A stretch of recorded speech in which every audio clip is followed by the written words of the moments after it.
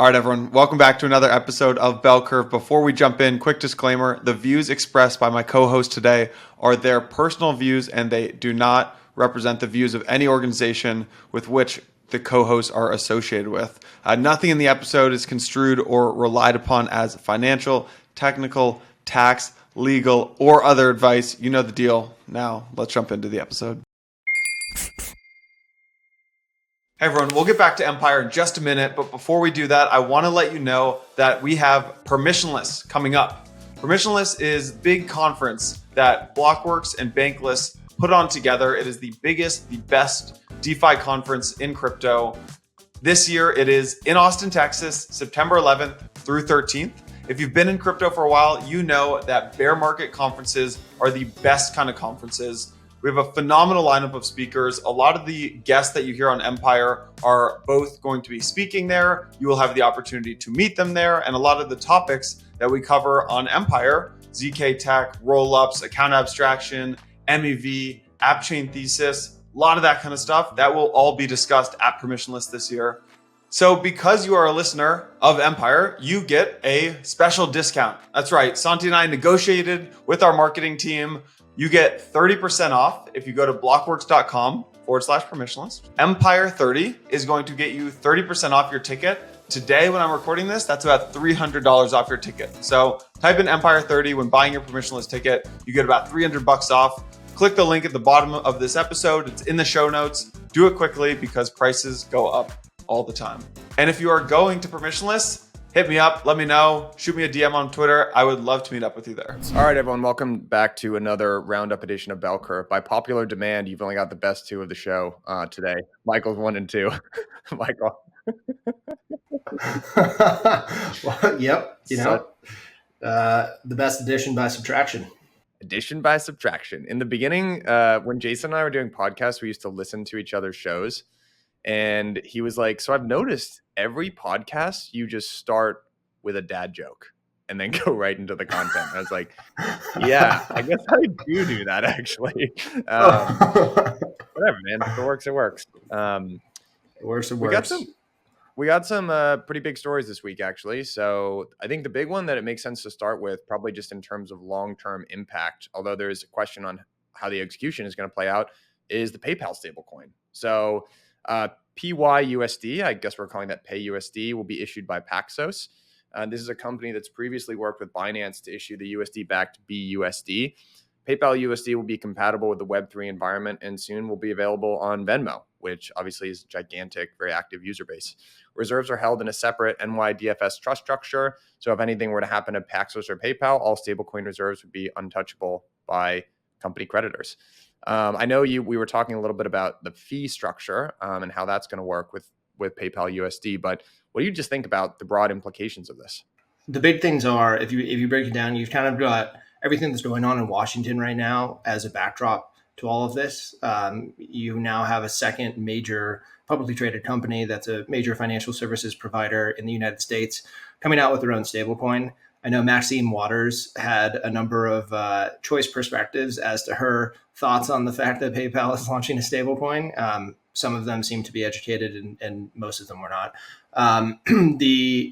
Just the fact that you're going to have the ability to have Venmo, arguably up there with Cash App in terms of usage. I think it's number 2 right now in terms of P2P transactions. Integrate in a stablecoin. Just produces a lot more network effects for, number one, stablecoin issuance and the ability to have a stable reserve dollar that you can use within the Ethereum within the blockchain ecosystem. And number 2, it solidifies Ethereum because that's another major component of this. The Pi or PayUSD will be based on Ethereum as well. At least initially. So I think it solidifies a lot of the narratives around stablecoins being a core component. We've known that for a long time, and Ethereum being the core substrate for DeFi. And yeah, I saw a tweet. I'm not sure if this is 100% accurate. I would imagine it is. It looked like it was a screenshot of the conversion costs of using PayUSD. It was something like 30 cents up to $10, and then it maxes out, volume-based max out at 1.75% to convert USD to PayUSD. I think it's going to be, if that is true, and that's actually what they're going with from a business model perspective, it's going to be exceedingly difficult to get adoption from that versus a USDC, which has automatic conversions. And I think that, we're going to start to see these different stablecoins test each other's business model for, growth and distribution, but also how do you get value capture. So it's good to see more shots on goal altogether. What this sort of reminds me of is there was a period of time, I think it was mid 2019, just in the doldrums, when Libra kind of got launched out of the gate. And right now we think of stablecoins as this, $125 billion opportunity, and it's only growing on crypto.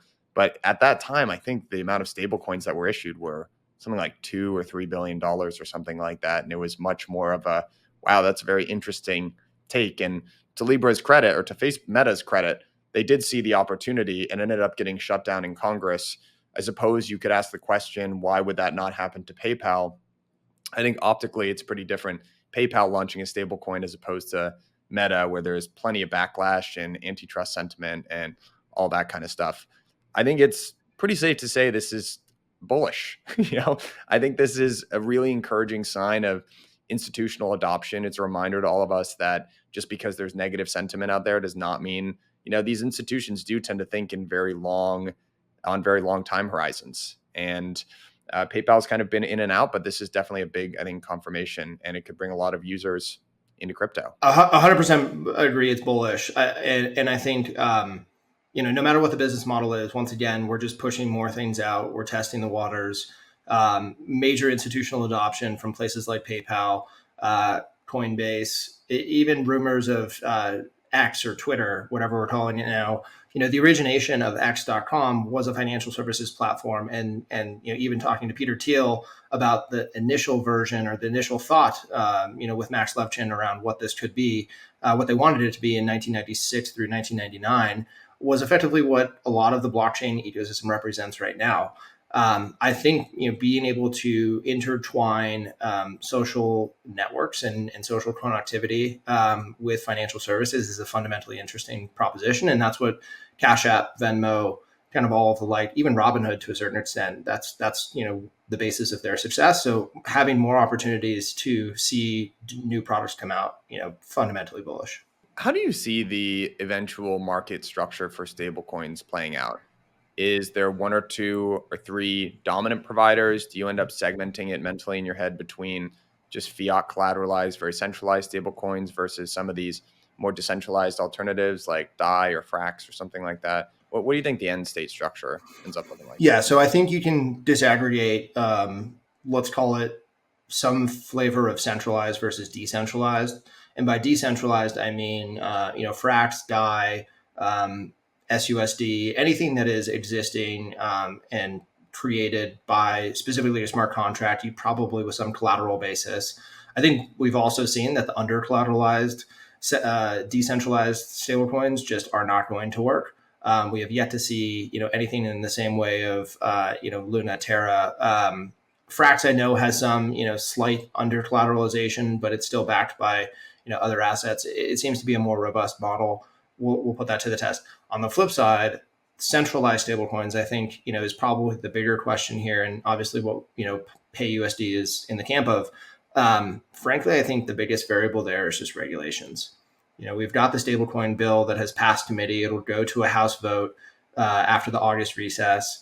Whether it gets adopted by, the Senate in this current iteration, or if it happens, in a couple of years down the road, we know that we've had a number of conversations with companies who are wanting to build centralized stablecoins. We have companies that are going after state banking charters to try and build their own stablecoins. The Fed, is it's unclear as to what it actually means, but the Fed came out earlier this week and said, we are going to have a process for if you want to have a stable coin that is produced by a state bank or a national bank, we're going to have to give a non-objective opinion on that before it can launch. So I think everything that exists, and frankly, going back to it with PayUSD, I think we're probably going to see a similar perspective to what Libra had as well, which was congressional and regulatory backlash, or at least a pausing or a pressuring to, kind of call things back. we'll see if it gets fully pulled back or if it actually, goes through the full Libra equivalent process. But I would imagine with all of the new regulations that are pushing through, maybe there's some, okay, this actually helps us push, the perspective of stablecoin bill. And, these companies are going to continue forward unless there's a black and white, go forward playbook. Yeah, all of this is to say, I think really on the centralized side, we just frankly don't know, and it's not going to be a business model or a distribution model that necessarily wins. It could be something that is regulatory grandfathering or a new playbook for how to have a bank based stablecoin. I would have to imagine I'm sort of been living in LST land recently, and that has firmly solidified for me in a mental model of a winner take all or winner take most market structure. And it would make sense that to me that stablecoins would play out similarly. I think it's pretty unlikely that we live in a world with many different, PYUSD, USDT, USDC. I mean, there's only some, right? That's just very confusing from a user experience. So I would imagine that eventually someone ends up winning out, but yeah, it'll be interesting to see play out. USDC has a gigantic head start. USDT, who knows what is going on over there. And PayPal has an enormous, very engaged user base. And if they don't get fudded out by the regulators, then they'll have a huge set of advantages as well. So just be interesting to see how it all plays out. But exactly, fully agree. Yeah, let's talk a little bit about Coinbase. Coinbase recently, they've been doing a lot of big stuff. So Coinbase earnings just came out while Miles and I were recording last week's Roundup, but it was overall so revenues were down quarter over quarter, but it was still ahead of expectations for analysts who were frankly expecting a bloodbath. So revenue was down 12% quarter over quarter, but that was still well ahead of analyst expectations. Revenues came in at 708 million. For the first time, I think the thing that stood out the most to me from this earnings call was that their subscriptions and services contributed 51% of their revenue at 327 million. So they actually did more from subscription and services that they did from transactions. And that's always been the knock against Coinbase, right? They generate most of their fees from, pretty transaction costs from an uninformed retail base that are kind of getting scraped on that. And everyone thinks it's going to be a race to zero. And I remember Brian coming out probably a year and a half or 2 years ago and saying, eventually subscriptions and services are going to make up a very, very large part of our revenue. And I as a supporter of Coinbase, I was kind of like, okay, sure. But how are you going to do that? And to their credit, they've done it, and they've done a very good job at it. So, I mean, what did you think about earnings? Positive and kind of exactly what you would expect. I also too was surprised by that. I mean, the transactional revenue, Wall Street is so interesting. It's funny. They want, predictable revenue growth is exactly what Wall Street wants. They want you to beat, but not beat by too much, because then you're outside of the bounds and maybe something's wrong with your business model. And they want you to be predictable and being able to forecast your guidance and be accurate about where it's going next month. Well, the best way of having a successful business that has predictable revenue growth is something that isn't transaction based, where not only is it a race to zero potentially for transaction fees themselves per volume, but it's also something that's highly cyclical. And we've seen that as well, where as the crypto market ebbs and flows, what seems to be every 3 to 4 years these days, transaction revenue is going to ebb and flow with that. And so, the shift is fundamentally important for the success, the long-term duration success of Coinbase. And they knew that a couple of years ago. And it's great to see that. I mean, the things that are really contributing to that success right now are twofold. One, interest income. So as they have USDC, we're talking about business models of stablecoins. Interest income, is one of the core variables that gets put into that bucket. But then you also have all of the services revenue that stems from staking. And I think we're going to, as you've been talking about, LST-Fi or LST summer, whatever the common phrase is now. I mean, the new target of how much ETH is going to be staked, I think, is higher than basically anybody else predicted. I remember talking about this maybe a couple of months ago, right as the merge was going in, and we were saying, oh, all of this ETH is going to become unlocked and you're going to see a massive withdraw queue and blah, blah, blah. Well, in fact, the withdraw queue has been effectively at zero for the last 2 months. and the queue to become a validator has been at like 60 to 70 to 80,000 waiting, which is about a month of time. And so I think a lot of that is going to continue to go to Coinbase. A lot of that's also going to some of the LSTFi. I know Lido just hit 8 million ETH within Lido earlier this week. But I think those numbers are going to continue to crop up. I wouldn't be surprised if we ended the year, at 30 to 40 million ETH staked. So there's obviously interest income, and CPI came out earlier today. It was slightly higher than expected. And for the first time since June 2022, the headline CPI number rose from 3% to 3.2%. I think that has to do more with, the previous year effect of, where the numbers were last year, because it's a year over year number. But, if we assume that interest rates are going to continue to stay higher for longer, that gives a great, kind of cover for Coinbase USDC to continue to make money off of their interest income. You can see it here, Q2, 201 million out of the 335, massive number. I think they're going to continue to outperform there. And that gives them plenty of time to build up blockchain rewards, custodial fee revenue, other subscriptions. And earlier this week, and I know we're going to talk about it, Base launched yesterday, and yesterday I think they did $216,000 worth of revenue, or somebody calculated that, which is about a $78 million run rate of revenue. And that's off of the first day. And obviously, everybody was incentivized with the first day of mint, but, Base is really getting a lot of attention right now. And I think not many people fully understand the ramifications of having a blockchain, that you own and derive revenues from, and people actually want to use. And having that encaptured within a publicly traded equity, I think is going to be a really powerful example to Wall Street as to what you can do. Yeah, I tend to agree with you on all of that, Mike. So just to break down some of that, what we're looking at here for folks who are following along is we're looking at Coinbase's revenue, which is broken up into transaction revenue. So that's between their consumer and institutional segments. And then we're looking at their subscription and services buckets, which is blockchain rewards, which is, I think, primarily staking. Then there's custodial fee revenue, interest income, and other subscriptions and services. So I'd guess that's sort of a bucket of Coinbase One and other. The interest income, which has been a rocket ship, has gone down a little bit. It's about a 20% decline. I'd guess that's just because USDC's market cap is continued to decline, I think, since around like April or May of this year. But staking, to your point, blockchain rewards has trended up. And yeah, it was interesting to see. I was very curious to see how the analysts were going to discuss Base and if they were going to ask any questions about it. And they have, and they did. They asked a decent couple of questions about it. And I think Brian confirmed that the sequencer was going to be the way that they were going to monetize, which is very interesting to hear because there's a lot of talk about decentralizing sequencers, and talked about it on this podcast a couple of times, but I feel like it's a growing groundswell that maybe we don't actually need to do that. And that has big implications for value accrual on these layer twos. The interesting thing about Coinbase, I saw someone tweet this out, but one of the interesting opportunities that Coinbase has is they have the opportunity to actually do identity on Base.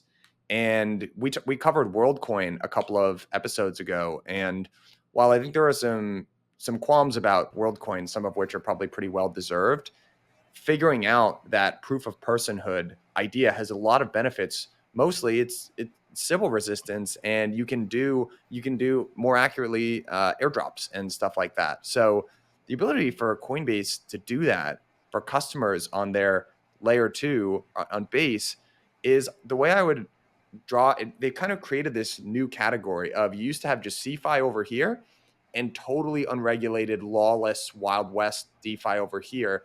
They have this really unique opportunity to kind of find maybe this middle ground where, it still has the spirit of crypto, but they can add in a little bit, like do things like proof of personhood for people from the exchange, for instance. I don't know. I mean, I'm pretty excited about it. That to me and frankly us at Framework has always been the thesis on Base. It's not going to be the place where everybody moves. I think there still will be a lot of interest just based off of liquidity and interest right now. There's still potential for it to become a hub of liquidity, But I think to your point exactly, I mean, at Framework, we call it public permission DeFi, where it is still public, it exists on a public blockchain, and you can verify, authenticity, you can verify scarcity, whatever, the superpowers of blockchain still exist. But and I saw that tweet as well. Imagine having Venmo, but you can see where all the money is, and you can see everything, on chain. And that would require KYC. And imagine you get you attach your base wallet, or you attach your Coinbase wallet to your base wallet, and you have a permanent KYC NFT that goes into your wallet that you can then use to verify KYC, and the different types of applications now that you can assume that the 40 million Coinbase customers now all have a verified wallet address is huge. I mean, that opens up the aperture lens for new types of financial products, specifically for US persons, because KYC is a requirement for that. And yeah, I think, it's just a new ecosystem for application development. I think that's, one layer of it. I think the other layer too is also just the fact that there's a ton of interest right now. I mean, the whole bald situation, and you've got all this excitement, and people are minting, all kinds of stuff, and it's sort of like the animal spirits when this stuff starts to happen, and the hot ball of money starts to roll around. Like, that's when you can start to assess the tea leaves and see, okay, like, the green shoots exist. Like, we can see where the market is trending and trajectory is up. But you have to start to see like the roll bit rolling into the Unibot, rolling into the base ecosystem. Like, it just starts to compile. And so I also just love to see that. Me too, man. I'm so with you. Okay, let me ask you this question. Do you think, we had a debate about this on last week's Roundup, do you think that Bald going live on Base was a good thing or a bad thing for their rollout? Ultimately, a very positive thing. Me too. Really came down. And everyone was like, oh, well, is it going to erode the trust with consumers? It's like, no, it brings people in. Like, people will hear about it because of it. And, like, oh, well, Wall Street's going to like get really scared and not trust the sanctity of this ecosystem. It's like, you think Wall Street actually understands anything about these ecosystems? Like, absolutely not. So no, I'm that was 100% positive. I don't think it was planned, but sometimes you have to get lucky. I did a little wish upon a star. None of the analysts asked Brian about Bald, which really would have been the cherry on top of that earnings call. But what are you gonna do? So good. But I agreed with you. I think Miles and I had this, actually came out on different sides of this on last week's Roundup. But I think it was, what would have sort of crushed my soul a little bit is for Coinbase to say, hey, we're not going to have that kind of stuff on our chain. And I think this was actually an opportunity for them to let their hair down a little bit. And I don't know. I think is going to end up being a long-term positive thing, because everyone has this aspiration of, well, these aren't the customers that we'd like to have. Wouldn't it just be great if we had these utilitarian apps that people want? You have to meet the market where it's at. I don't know. Yeah, I'd like it too if we had less meme coins and more apps that were getting utility, but meet the market where it's at today and build towards something longer term. I don't know. Here's a strange analogy, but I've been thinking a lot about it because of, everything that's been going on this week. Think of it as the like tight, really buttoned up version of what is sports commentary and the professionalism versus Dave Portnoy and Barstool. Just the difference of, the sanctity and professionalism versus talking to where the market actually is and what those types of outcomes can actually be. It's sort of like the ESPN versus Barstool perspective completely. And I think Coinbase, because of, who they represented in the industry and, being publicly traded, what they could and couldn't do, et cetera, they haven't had an opportunity to participate in a lot of what's been going on in the community and the culture around crypto. And I think Base is actually a great opportunity for them to participate and help proliferate a lot of that culture without necessarily being directly involved. They're a technology platform now that anyone can build on top of. So yeah, I'm 100% with you. You gotta be able to go where the market is. And I think they've been stuck with hands tied behind their back historically. So I'm excited to see what they can do now. Yeah, me as well. Not to go too far down this rabbit hole, but I don't know if you saw that Penn did some big deal with ESPN and they actually cut Barstool loose. And I think Prez just got it back for $0, but The, it's 50% of the proceeds of a future sale. But nah, wow, well, yeah. So that's what I was referring to. It's just like the person who made the best deal of the year so far is Dave Portnoy. Sold it for $500 million and bought it back, basically fully intact for $1. That is the whole thing of what I was referencing with Barstool versus ESPN. ESPN told Penn allegedly, we will do this $1.5 billion deal with you, a 10-year license agreement to create ESPN Bet, which is the new betting platform that they wanted to have. Barstool has been this anchor on Penn for the last 2-3 years because they haven't been able to get the gambling licenses that they need, or the gaming licenses, and they haven't been able to move past the 16 states that they have. Whereas ESPN is sort of like the polished sports perspective in the industry. And they basically said, hey, if you want to do this deal, you got to get rid of Barstool. And they said, all right, Dave, we need to get rid of Barstool. And he said, great, I'll take it all. And buys it back for $1. He also has to give up 50% of any proceeds of what he eventually sells it for. But his what he said live was, I'm just never going to sell it. So let's talk a little bit about one thing I'd be curious. I've been thinking about a lot, and we talked about a little bit on last week's Rollup, is just the value accrual that's going to end up happening in the Rollup space. So it's starting to get interesting, I think. So for me, value accrual on Ethereum is very elegant and very easy to understand. From my perspective, it's really EIP 1559, and there's a burn mechanism, and price is a function of supply and demand. And the more demand that Ethereum gets, the less supply that there is. And there's a pretty clear relationship there. I think on layer 2 level, it's a little bit more up for debate. And I, for one, have really liked the architecture that a lot of these rollups have taken on. I think the OP stack was the first one to really lean into an app-specific architecture. And since then, you've had others, Arbitrum Orbit, which is a little bit different because you have to settle through Arbitrum. Then you also have the ZK stack, et cetera. And it seems like a pretty elegant design decision. The question is, where is the value capture going to take place? And I think this is playing out in a pretty interesting way, frankly, even between something like Base, because these revenues that Base are going to generate, they're not going to Optimism. So, and then the other thing that's happening, I think, over in Optimism land is Conduit, which is essentially a RAS type solution that leverages Optimism. And it's looking like there might be a risk from Optimism's perspective that this is where the value capture is actually going to take place. I think probably the right analogy here is the open source Linux versus the $50 billion company Red Hat, which monetized that really effectively. So there are going to be really asymmetric payouts depending on where you are in the stack and where the value capture ultimately ends up being. And I think you're starting to see Optimism realize this a little bit. They recently released something, the Law of Chains, which is, hey, you can really build whatever stack you want, but if you want to be in Superchain, you have to adhere to these standards. Then I think what they're creating there is a little bit of lock-in. And for, let's say, if you want to integrate with, it's more valuable. Like, let's say you want to have an integration with a company like Fireblocks or something like that.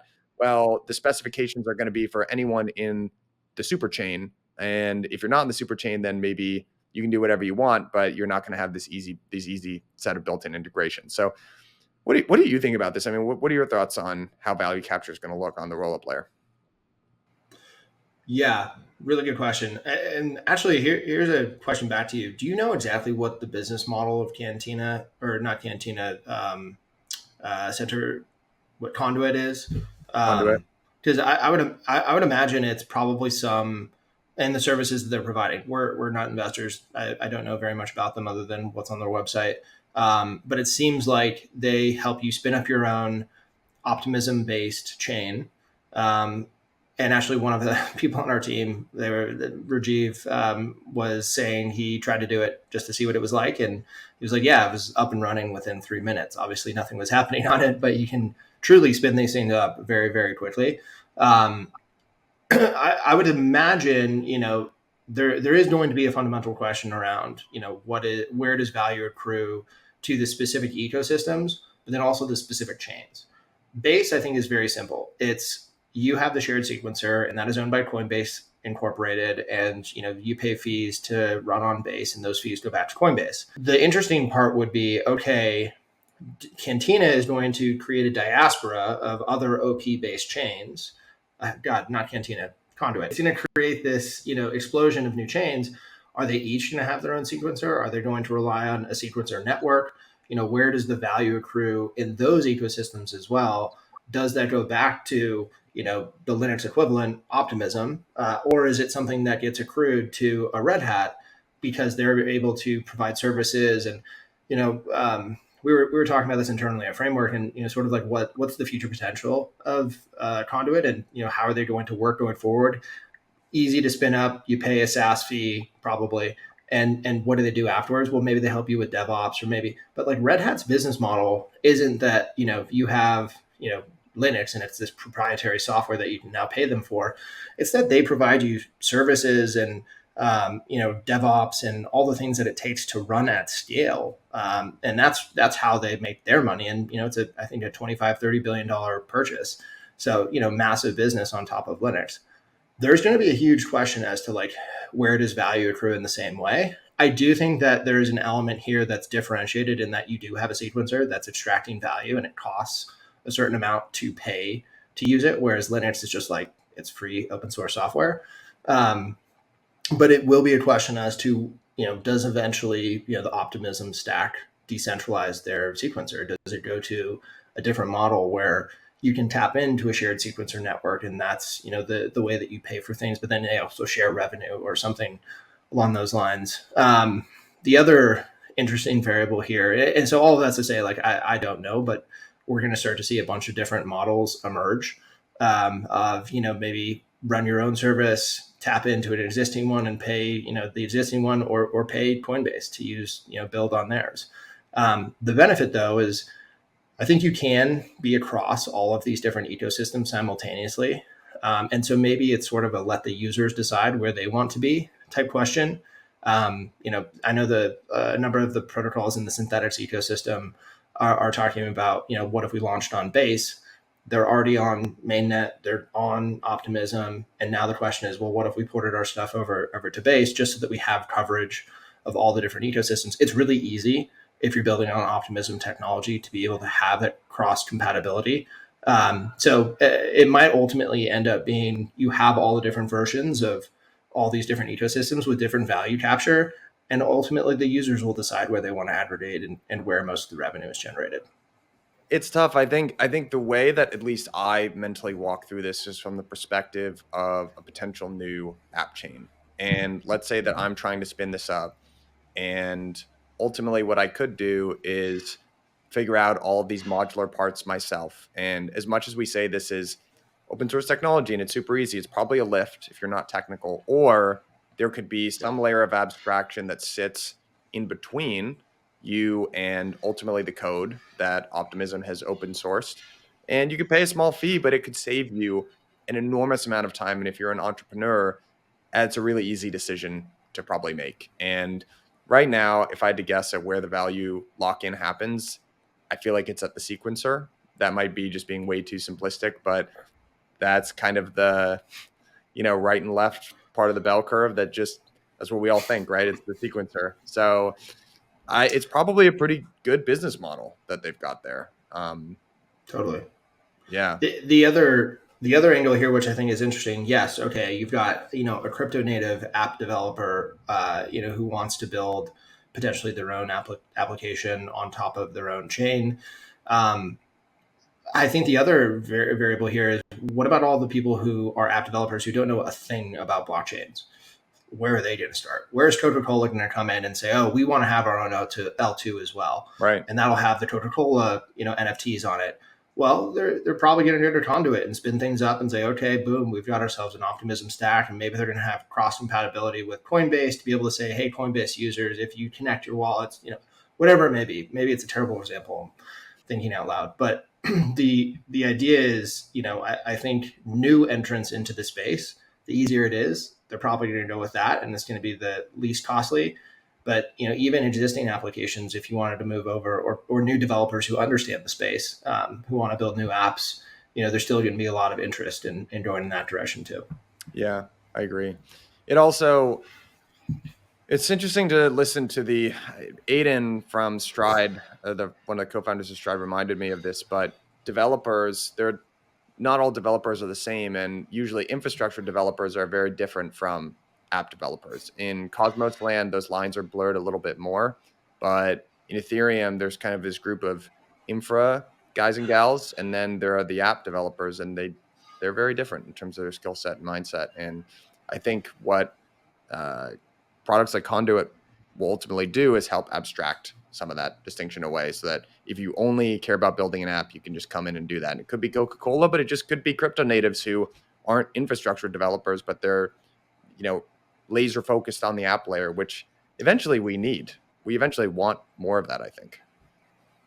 I mean, there's so many examples of this, of like Heroku and Docker and like all the different, just put your infrastructure in a box, get spun up. Sure, it's going to be able to work. It's going to work for like 10,000 concurrent users, not 10 million, but you could test your app, you could build it, you can, do all the different things you needed to without really having to worry about it. And I think easing the access points of infrastructure ultimately will make the applications better. And I know we were talking about this, a podcast or two of like infrastructure phase versus application phase. And when are we finally going to start seeing the applications? It felt like ECC was a lot of infrastructure. Well, it is, because we still need to solve a lot in infrastructure. But one of the big ways that we can cross over into the application phase is we get a bunch of application developers to not have to worry about infrastructure. And I think, this is a good example of that. I agree. One thing, the last question that I'll ask you here, it's interesting to hear you say that maybe the Docker example being good. Maybe there's some sort of sequence here where you first try to get a little bit of product market fit, and you would use something like a conduit. Maybe even before that, you're an app on main chain or something like that. You're just trying to just get your product out there in an MVP type state, and you don't care that much about the granularity of your ecosystem, but it's just really important that you get it out there in the cheapest, most cost efficient way.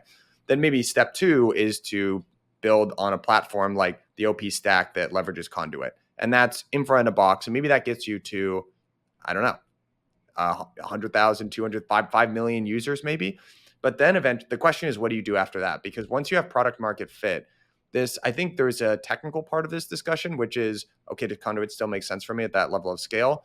But there's also a bundling benefit. I think one way to understand what's going on with law of chains and all of these different rollups is there's always going to be a little bit of a tension. I think the game they're trying to play is, we want the next big app that gets product market fit to be built on our chain.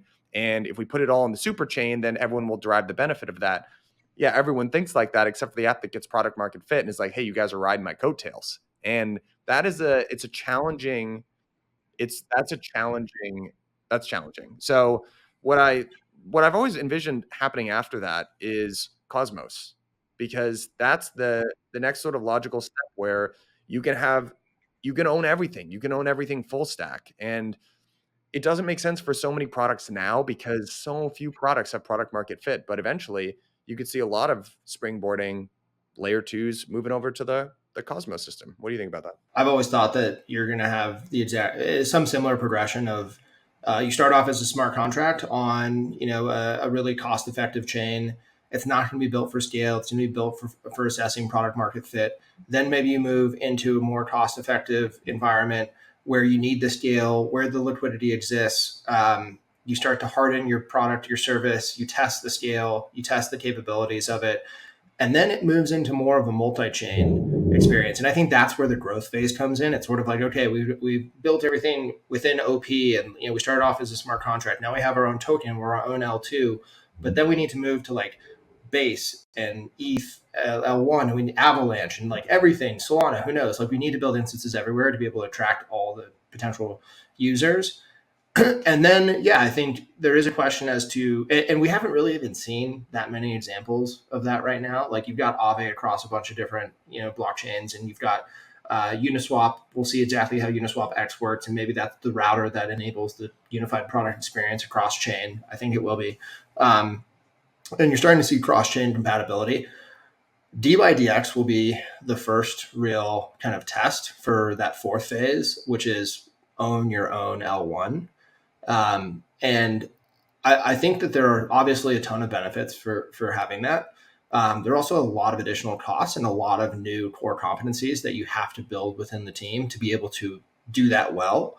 And this is like an oversimplification and personal example, but when I was at Dropbox, one of the big questions, and Dropbox historically was basically like cloud storage built on top of AWS and with a nice syncing function in your utility bar. But all the storage data existed in S3. And we're the largest AWS customer by a long shot. There was this huge effort to move all of the data off AWS and build your own data centers and own your own data yourself. And I think one of the more interesting things that happened with that was, there was a strategic value to owning your own data and being able to, like, when the server goes down, call up a Dropbox employee versus an Amazon employee.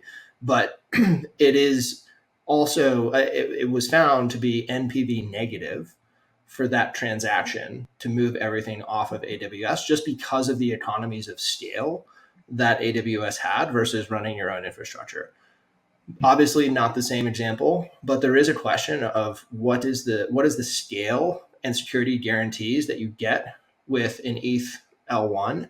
And one interesting variable here, I've already mentioned his name, but Rajiv within Framework did some analysis on this of just like, where's EIP 4844, where is that kind of trending, and what are some of the updates?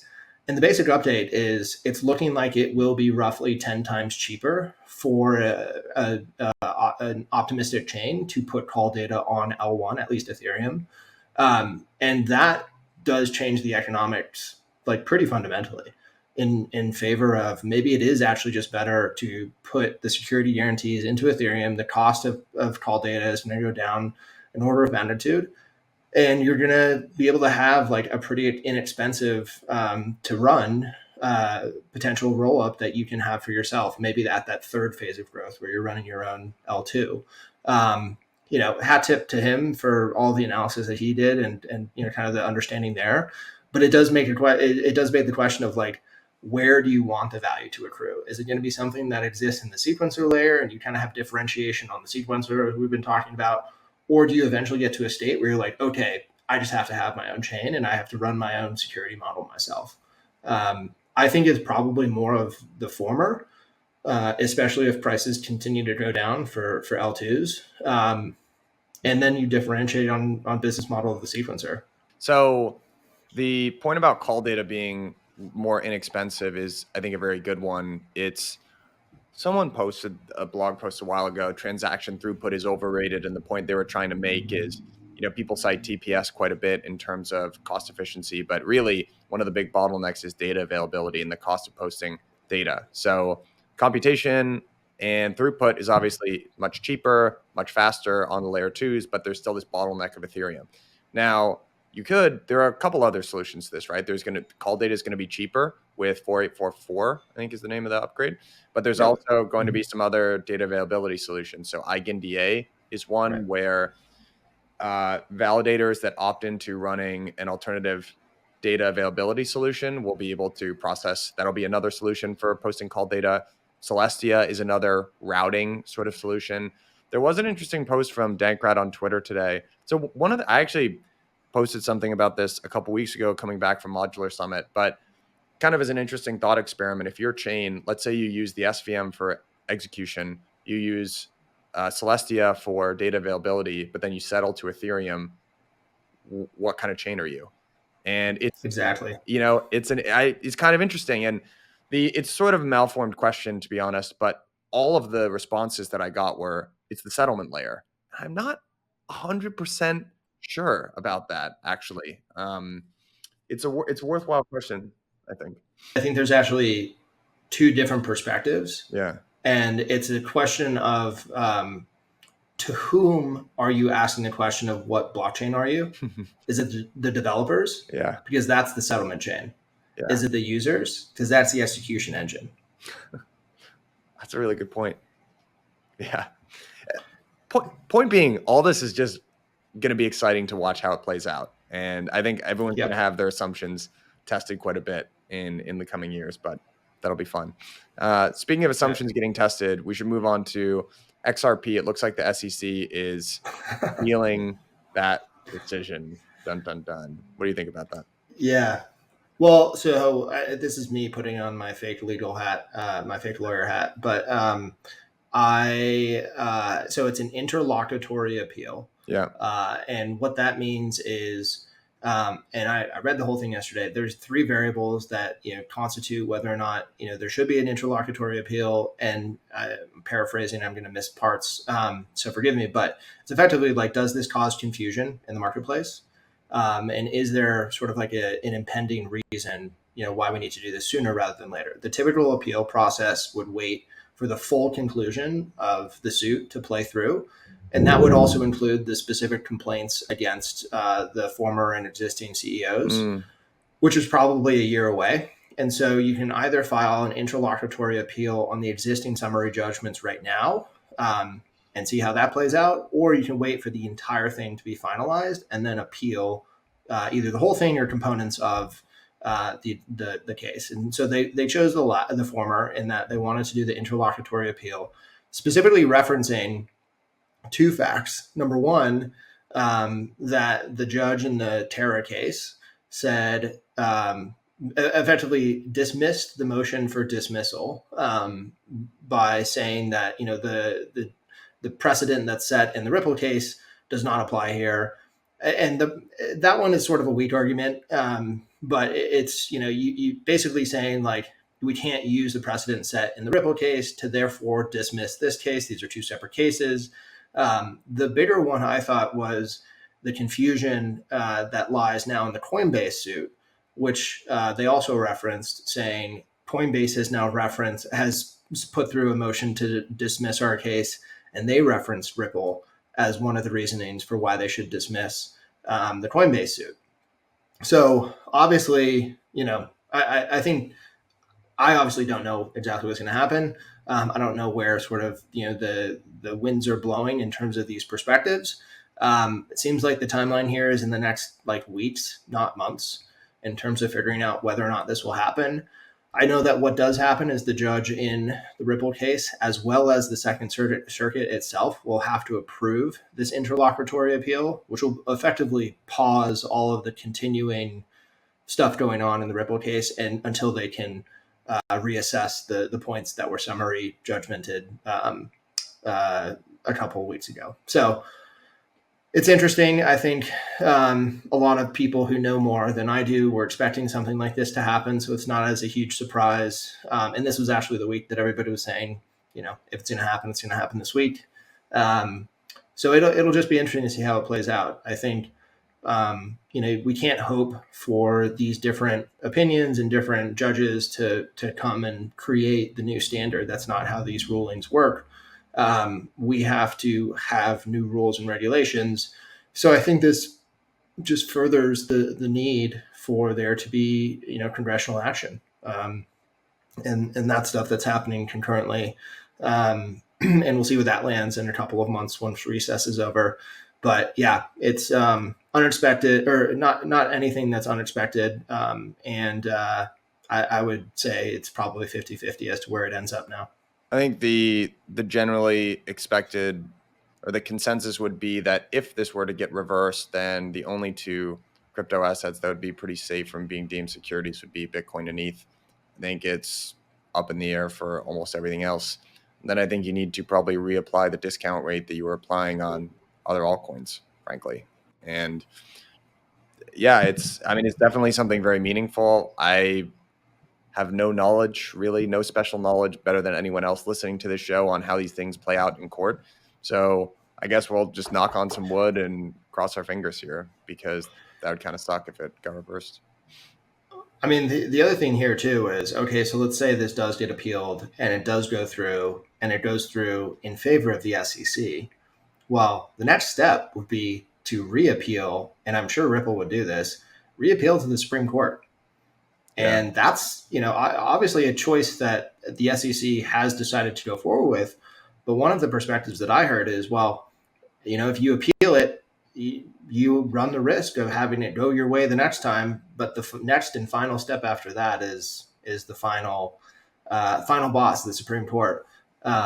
And we know how they feel about overreaching administrative bodies just based off of some of the rulings that they've had in the last 6 months. And that court's probably not going to change in the next 3 to 5 years when that would get adjudicated. So it is a risk for the SEC, as they progress this up and up the hill. You guys had an investment in Spearbit, now I think being formerly named Cantina, or that's the name of the marketplace that they're creating. But talk to us a little bit about that investment, because I feel like auditing is just so critically important these days for DeFi protocols. That we're coming off, 2 weeks off the back of the Curve exploit, and it just feels more than ever that we need to solve this issue. So, yeah, what was behind the investment, or whatever you can say? Yeah, so 100% agree on the need to solve this. It's probably one of the most glaring issues that has existed since day one that hasn't been solved. And it's not something that you can really solve with a clean, easy fix. Cybersecurity in general is sort of a whack-a-mole problem, and everybody continues to get more sophisticated over time on both sides. And so yeah, the backstory is Spearbit is they're one of the top brands in auditing over the last few years, and have sort of the traditional business model of engagements where they dive in and do a project, do an audit. There's some cycles on it, but they're really kind of meaty sized projects where these can be 100, 150, $200,000 per engagement, with tens to hundreds of hours of security researchers' time going into these specific audits. And that is big. They're clunky. They're kind of hard to schedule. Back in the bull cycle, you'd hear of people like pre-scheduling 9 months out for their audit with one of these firms because they wanted to reserve that time so that they wouldn't have to wait another 6 months once they finish the work to be able to get the audit in. I mean, it's a finite resource, and these things take time. And so from that, and really kind of the thesis is Cantina will become more of a marketplace for security, where you can have bite-sized engagements and continued work with consistent security researchers who will basically become extensions of your team that can help with, hey, we can do a full engagement, we can do the full audit, but maybe you need to check an upgrade, or maybe you need to spend 3 weeks this week, and it'll be on more of a bite-sized per hour type engagement. So really kind of turning the security model and the existing business model of a lot of these firms on its head. I mean, the other thing too is when you have an engagement, a vast minority of that total engagement value is actually going to the security researchers. And so they miss out on a whole ton of the economics that they're generating. And we feel like that's unfair. And we want to make sure that it is that we're lifting up security researchers and being able to create brands for themselves, whether they're full-time or part-time workers in this industry.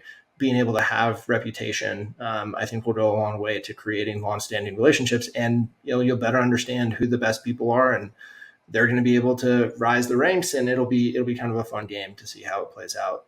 So yeah, excited to see this new model go forward, and excited to invest in Spearbit. How are you thinking about managing in terms of one of the things that I always think about with marketplaces like this, where you're connecting two different groups of people who will mostly be working in an offline sort of environment? How do you ensure that people don't kind of come off the platform and end up, trying to circumvent Cantina and not pay the fee? Yeah, I mean, I think with any business, any marketplace, right, it comes down to a few things. It's sort of like ease of use. So Right. how easy is it for the marketplace? If the marketplace is a point of friction, then you're DOA. If it's a facilitator of these types of interactions, then it actually is a lubricant. So things like payment, facilitation, and I think all of that makes it really easy. But the big one here is also reputation. And so if you have really high reputation on platform, you're able to garner more work or higher per hour work. That becomes your business, right? And I think a lot of that, you could think about it like in an Airbnb model of people wanting to be on the Airbnb platform because that's their inflow of new opportunities, and people will go to the branded place to find those opportunities when they're So when they're demanding the services, and supply will exist there. And so if you can build, successful controls around easing friction and making reputation and revenue opportunities on both sides, I think, that's how you build a really liquid market for this. Because really that's what it is. It's a marketplace for security.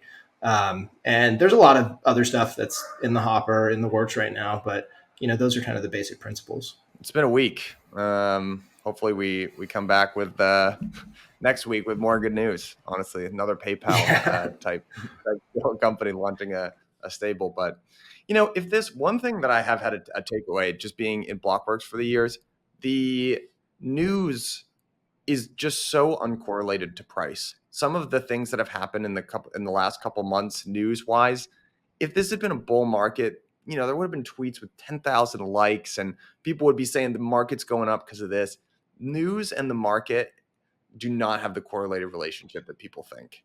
I really believe it. So I was actually thinking about this week, thinking about PayPal launching a stablecoin on Ethereum. Okay, if you take it all the way back and you bring it back to like 2017, Ethereum would have popped 100% on that day. Right. Yeah. And, it has a lot to do with like liquidity and, interest, but that's like oh my gosh, Enterprise Ethereum Alliance is actually doing something and it's legit. It's not just promises of these BD relationships, which even moved Ethereum 40 or 50% when they announced that day.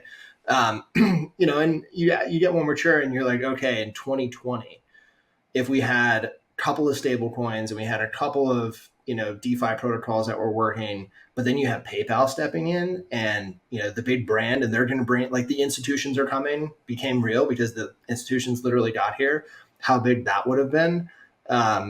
Like that would have been a huge day as well, and I think, Ethereum was flat when PayPal launched this year. It's like, I think there is an element of the industry matures to where proof is in the pudding. Just because there's an announcement doesn't mean anything. Let's show me in the data after it's working. I think there's also some questions as to will they be able to get this, or is this going to be another Libra, announce the protocol, the product, and have Congress, show up on your front door. And then also we already have so many working, centralized and decentralized protocols, stablecoin protocols.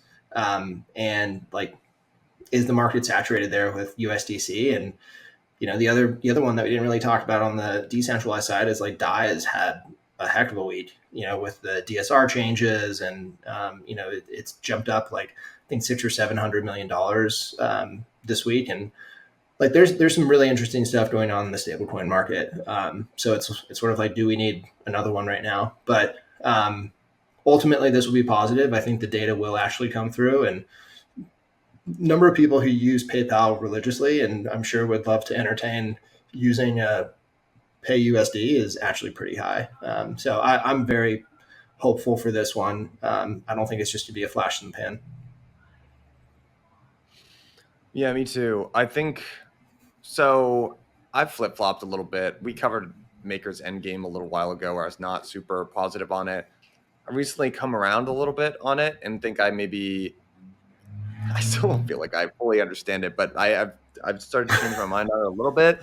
But here's what I generally think about stable coins is that the market for a stable coin, a successful stable coin at scale, is gigantic. And it's very difficult to do. History would prove that out. So if you're going to be offering a stable coin, I would like to see that be the only thing that you do, is generally how I think about this stuff, because I think it's just too much. I think if you're viewing your stablecoin as an alternate revenue stream or something that fits into a broader pie, it's just too risky, and it's already going to be hyper competitive and intense. And I already think it's going to be a winner take most market. So that's sort of my thought on stablecoins, is that if you're going to issue a stablecoin, it should just be the only thing you do.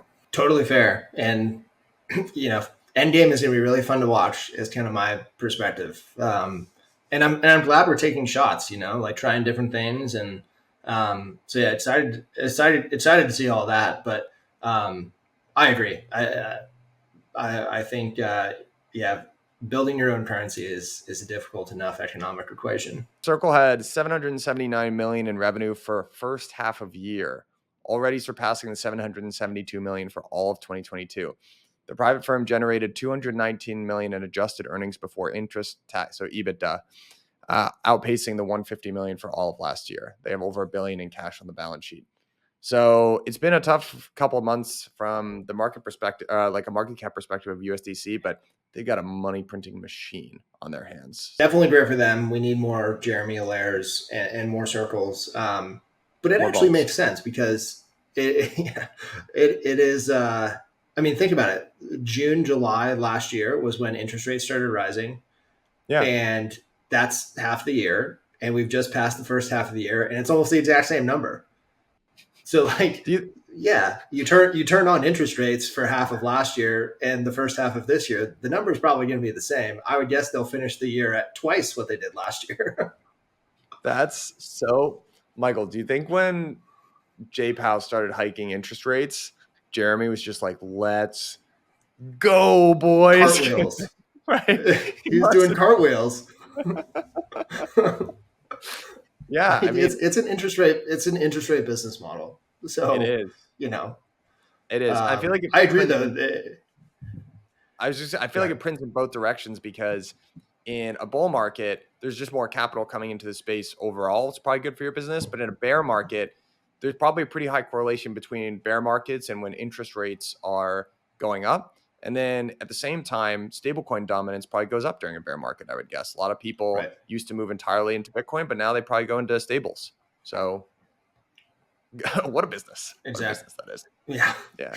Yeah. I also don't think we're getting back to ZERP anytime soon. So I think they're going to be around for a while. No, I don't think so either. You referenced CPI. That report came out at 8:30 this morning. It was, I think, still below expectations. There was 3.2 headline versus 3.3 expected, but it was basically in line with, it was basically in line with what folks thought. And, it's not, Jay Powell did say during the last FOMC that he doesn't expect 2% inflation to come back until 2025. So that's probably an important date to lock down, but higher for longer. Higher for longer, baby. Higher for longer. Macro. We got our macro pod commentary in there. So I think we can end it on that, Michael. And see you here next week.